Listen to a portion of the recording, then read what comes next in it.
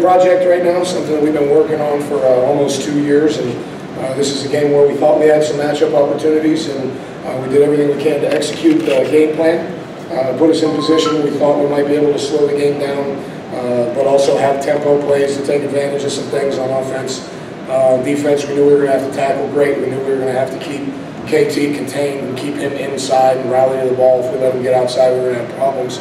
We knew we had to pressure the quarterback, which I feel like our D-line did at times. So bottom line is I'm proud of the effort. We're not in the moral victories, but at the same time, with the building project that we're in the middle of right now, there's a lot of things as we move forward that we're going to point to this day. A day where our kids had confidence, a day where our kids went into overtime with number 8 in the country and proved the little thing we're building down there in Boca that everyone's going to know about here in the very near future. So with that, I'll open it up. That was easy. Good?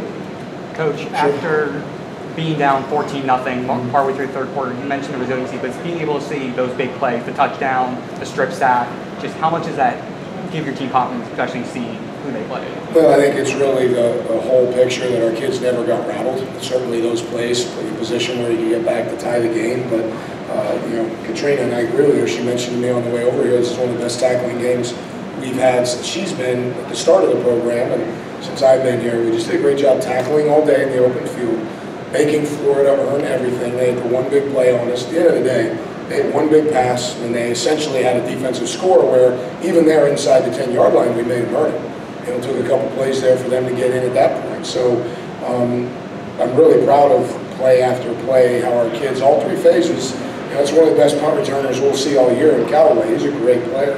We knew that was going to be a challenge. We might have been as scared of that as anything we were going to face today, and that's just Callaway returning punts. So, but play after play, our kids just kept playing. They hit a big pass.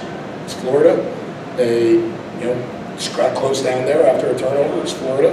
But our kids never wavered. That's really, it's not as much as anything, just our kids never wavered, and I'm proud of it. Coach, did the Gators, Coach say who you have to be? Oh, just that he was proud of it. You know, I met him this summer, and I think a lot of coach, and he just said that our kids played their hearts out, that he can see what we're building, he can see how hard our kids play for us. I worked with Randy Shannon at Arkansas. I've known him a long time, from even prior to us working together, and had really a longer conversation with Coach Shannon, and we know each other personally, so for him to say how hard these kids clearly play for our staff, I'm proud of that. You know, it's hard to say how proud I am because we didn't win the game, and we were right there, and you know. Coach, coming into this game, the talented running back, Kelvin Taylor. Sorry, I'm struggling here. Oh, sorry. Coming into this game, you faced a very talented running back, Kelvin Taylor. How were you guys able to kind of neutralize him in the running game where he didn't really break for one of those big runs? Yeah, well, to keep him from breaking from the big runs, one of our keys to victory was we had to have an edge to the defense, which at times hasn't been great for us this year, where the edge guy jumps inside to go make a play. We really had 11 guys today do their job. Even the big pass, the coverage was good. It was a nice play, you know, and that's going to happen when you're playing a SEC top 18 or whatever they are. So, but we made them earn everything. We set an edge. Our guys pursued. Our D-line, I think, played great. They didn't jump out of their gaps. They did their job. At the end of the day, we had a bunch of guys doing their job. And KT's a great player. I've known KT from his days at Glade State. And not surprised at the kind of career he has had. But today, in terms of our defense versus him, today was our day. Coach, I hate to harp on negatives for you, but this is the 5th game this season that you've lost by less than 10 points. But do you feel like that's the team mentality, you know, still figuring out how to win, or is it just?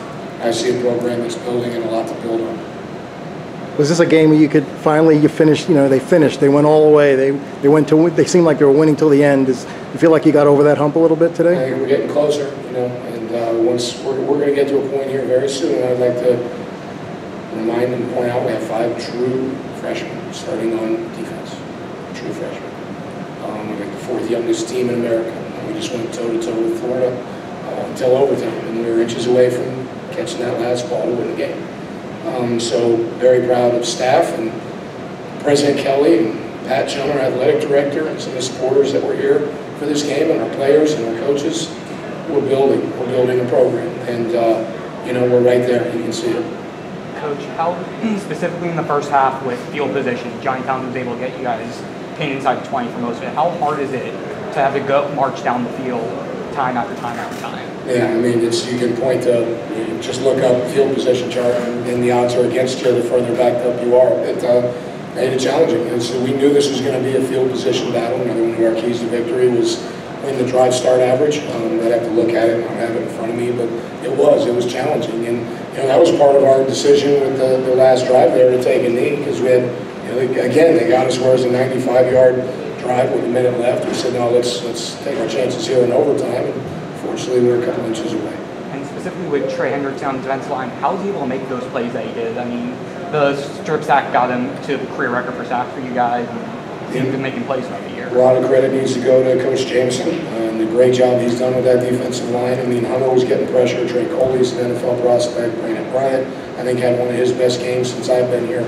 So they all help number 9 get there, because it's hard for 3 to step up and up into the pocket, because there was no pocket. So that helps its team deal. Plus, we got in the back 7, we got those 5 freshmen and some other upperclassmen that continue to get better and give them time to get there. It's team defense. Go ahead. Looking at your offense, you talked about last week, kind of finishing drive, finish off drive, what we want to do today.